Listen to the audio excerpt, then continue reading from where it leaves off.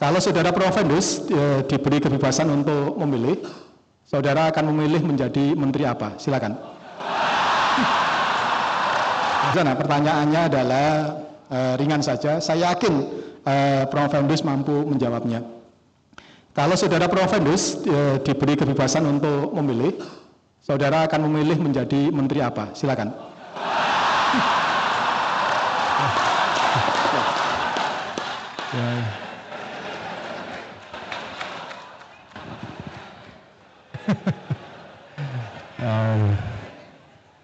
Ini kalau dijawab keluar dari sini sidang demosi nanti, bukan promosi.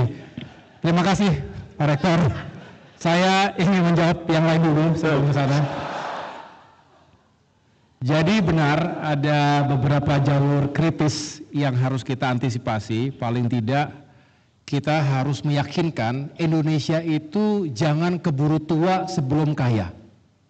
Kita sering mendengarkan bonus demografi, muda produktif, 70% nanti usia produktif ketika Jepang, Eropa mengalami declining population, aging population.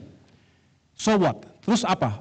Kalau kita tidak bisa memaksimalkan jendelanya, terbuka hanya sampai dengan katakanlah 2030, 2040, setelah itu tutup. Nah, dalam kurun waktu itu kalau kita tidak bisa melakukan lompatan-lompatan, kita terjebak, dan bahaya kalau kita terjebak selamanya dalam middle income trap. Kita sekarang di 4.800 US dollar per kapita. Padahal standar masuk ke kategori negara berpendapatan tinggi itu kalau sudah tembus 12.000, 13.000 US dollar. Nah, mampu tidak dalam kurun waktu tadi kita bisa tembus sehingga pendapatan masyarakat kita per kapita jauh lebih baik berkali-kali lipat. Contoh Jepang saat ini ketika starting point-nya hampir sama setelah perang dunia berakhir termasuk Korea Selatan. Korea Selatan sekarang 7 kali lipat income per kapitanya dibandingkan Indonesia. Jepang 8 kali lipat. Indonesia kita bekerja keras.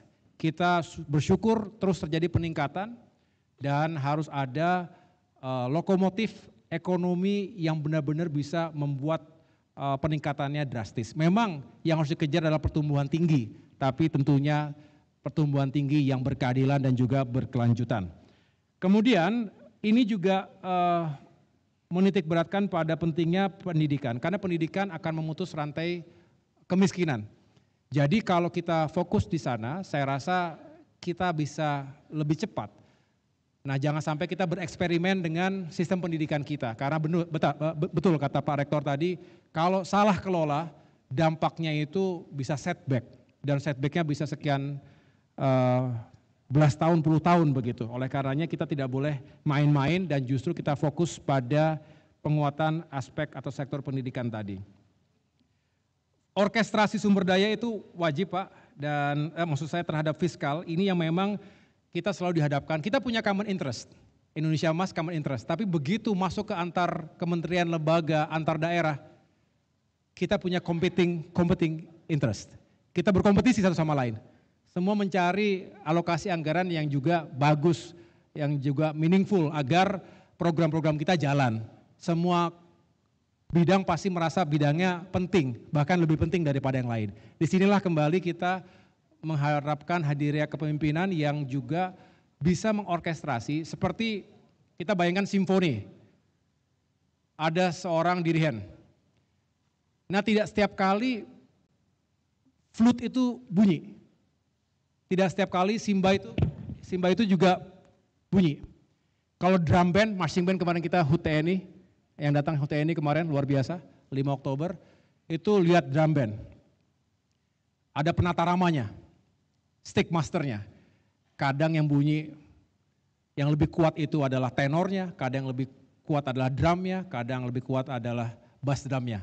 Ini contoh bahwa memang ketika kita mengorkestrasi tidak bisa semuanya dikasih secara bersamaan, panggung yang sama, kekuatan yang sama, nggak mungkin. Selain tidak indah juga tidak memungkinkan. Oleh karena itu dalam mengelola sumber daya, utamanya fiskal, harus benar-benar tepat sasaran, prudent. Jangan semuanya ingin besar tapi pada akhirnya justru menjadi tidak optimal semuanya. Ini sekali lagi butuh kekuatan orkestrasi yang juga berbasis pada prioritas yang memang telah ditetapkan sebelumnya. Dan yang terakhir, kalau ditanya tentu saya tidak bisa menjawab Pak, mohon maaf sekali. Kecuali ini saya nggak bisa menjawab ya, karena memang ini sudah menjadi tabiat, bukan hanya secara terbuka, secara tertutup saja. Kalau ditanya pasti saya mengembalikan kepada yang memberikan tugas. Karena itu adalah hak prerogatif seorang presiden. Tugas kita, ini berlaku nih banyak kawan-kawan di tentara, pasti begitu ya. Siap menjalankan tugas, siap. Gitu. Di mana saja. Asal tidak jauh dari Monas gitu kira-kira. Tapi prinsipnya di mana saja Pak, karena setiap orang punya value, setiap orang punya peran, dan saya dan yang lainnya semua pasti ingin menjadi bagian dari peran itu. Mudah-mudahan itu bisa kita wujudkan bersama-sama Pak. Jadi dimanapun kami siap dan harus siap. Terima kasih Pak. Oke.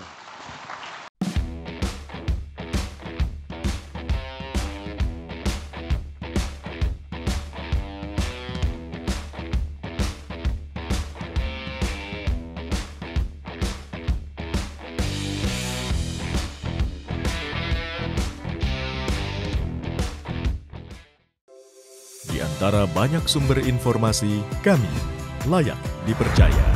Karena kami menggali lebih dalam, berpihak pada kebenaran, berpegang pada data dan fakta, agar layak Anda jadikan referensi. Kompas TV, independen, terpercaya.